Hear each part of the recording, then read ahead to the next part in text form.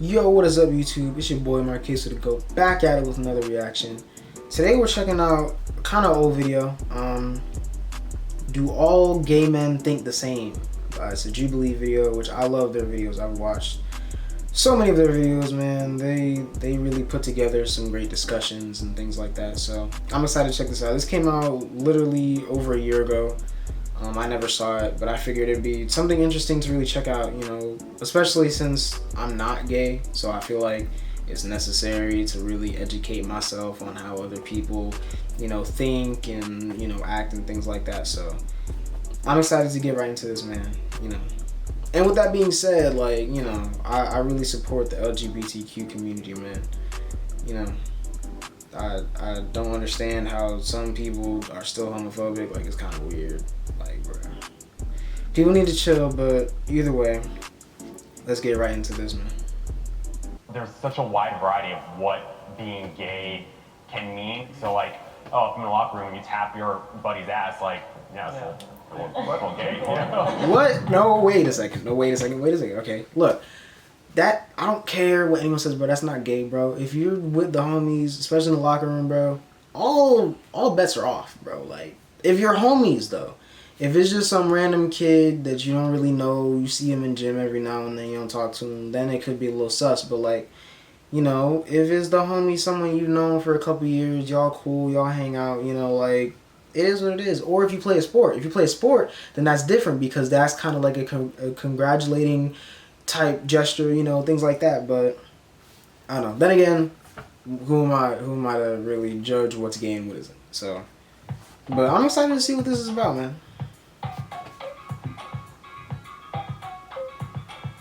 I already know they're gonna bring up religion. I can feel it, honestly. If that's the first question, I'm asleep, bro. Okay.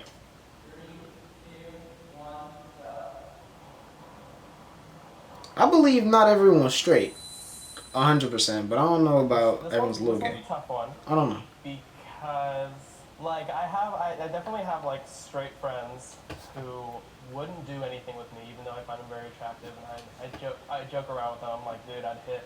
I'm like, Well, I mean, yeah. wow. They wouldn't do anything. I think a lot of straight guys don't do it because it's like, oh, no homo, bro. The no homo thing is like so social. If you guys like actually stood away from that and like I don't know, experimented and tried out for yourselves, you might actually find out that you like some certain things. I mean, well, sexuality is definitely a spectrum. And I think there's so many things between the spectrum, but there also are the two polar opposites ends of the spectrum. So I think people definitely do identify as very, very straight and very, very gay. Well, and the only reason I'm on this line is because of what you said. Like, there's a spectrum, right? So there's such a wide variety of what being gay can mean. So, like, if in the locker room you tap your buddy's ass, like, yeah, it's a little gay, That's cap in my opinion, but people are born gay. I feel like, honestly, if we're going to play off the last question that was asked, this question kind of, I feel like it depends because, I feel like it's a possibility that, you could come out, not really knowing, but kind of understanding that you're not attracted to the opposite sex or whatever, like, it could be that, or it could be learning the spectrum and then realizing, where you fit. And I feel like experimentation or just, getting to know yourself is important. So I feel like this question is kind of weird. I'd have to be on the middle for this one because it's hard to explain, I feel like, There's a possibility and there's a possibility that other people aren't, People realize things about themselves at different points in their life, so I feel like, being born gay it could happen, but at the same time it might not. That's all I really have to say about it, I feel like.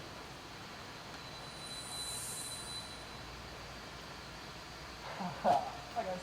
So, I think this is more of a multifaceted question because I consider gay as not just who you're sexually, it's part of an entire experience. So if they discover themselves and they realize, hey, maybe I could have a relationship with someone of the same sex, does that mean they magically became bi at that point, or are they born that way?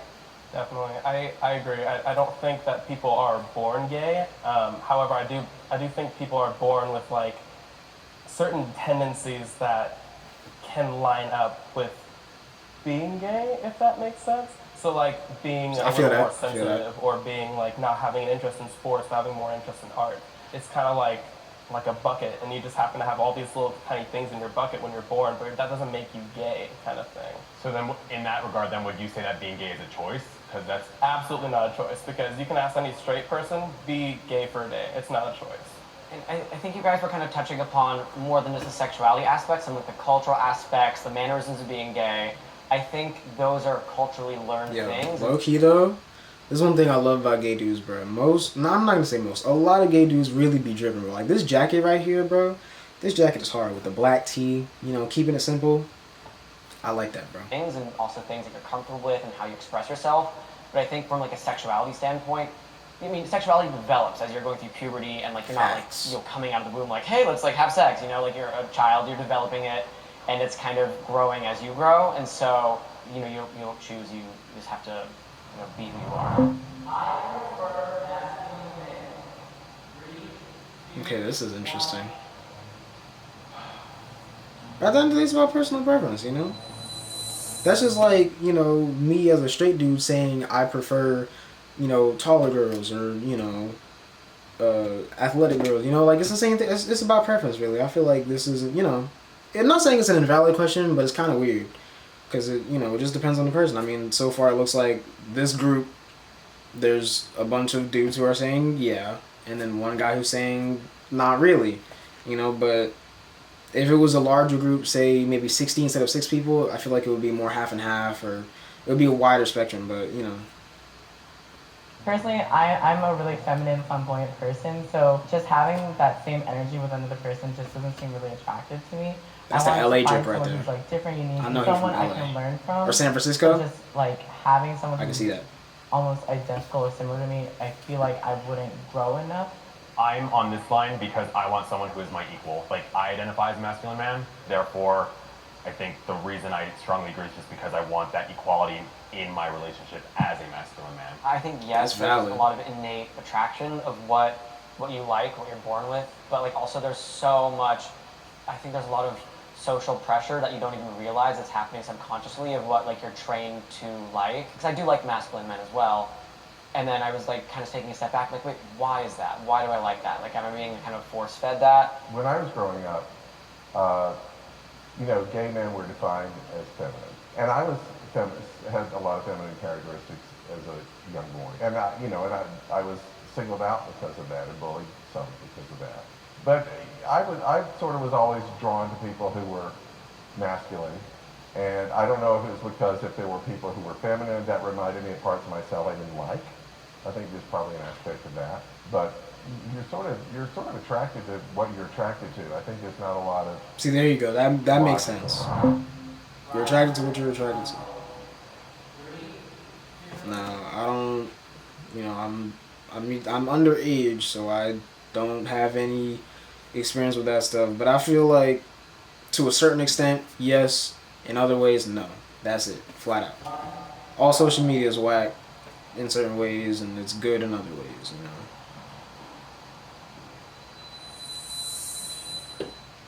I think for the most part, it's great. It's crazy. Grindr and like dating apps are a really complex topic. I think there's a lot of good and a lot of bad. For me personally, makes sense. I think the bad outweighs the good. Specifically, Grindr, the way it's set up, it's a very hookup-based app, and so like it really taught me to like see other gay men as like more objects and more of like pieces of meat kind of thing than actual people. That's me tough. Personally, I'm more like a romantic guy. Like I'm in it for like the long run with someone, kind of. So the fact that a lot of the guys that I have went out with only wanted sex, I think has a lot to do.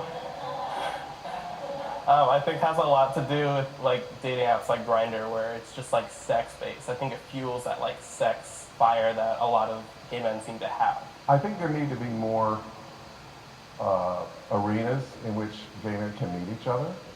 I'm a gay father. I have a daughter who's 18 and a son who's 13.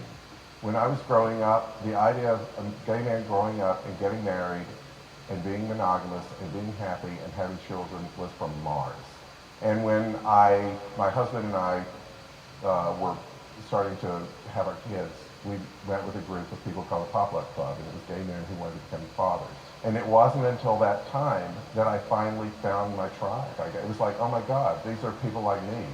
They weren't any sort of gay stereotype. They just wanted to have families. And that's what you don't see on Grindr or anywhere else like that. Facts, bro. Honestly, I feel like, oh, see, then look, I was about to say things like Pride Month and, you know, kind of just really showcasing that whole culture and community is necessary because of the fact that people feel so alone, you know, or they don't know that many people that share the same, you know, kind of share their sexuality or things like that, you know. So I feel like things like Grindr, or, you know, even social media in general is just kind of lame because there's no real, I mean, and that goes with any kind of community, you know, but there's no real organization for it, you know. Like the car community, there's a billion car pages on Instagram, there's a billion makeup pages on Instagram, there's a billion fashion pages on Instagram, and there's no real sections for it. It's kind of just everyone's in a big pot, and if you get to, you know, this corner, then you kind of made it. If not, you'll never see it, you know. So I feel like on the last question, it's not really unhealthy, it's just not set up right, you know. And that's how it is with all social media in general. It's just not set up right. But at the same time, it's easy. It's set up for. It's not set up for us. It's not set up for the consumer. It's set up for, you know, people like Mark Zuckerberg and, you know, whoever else.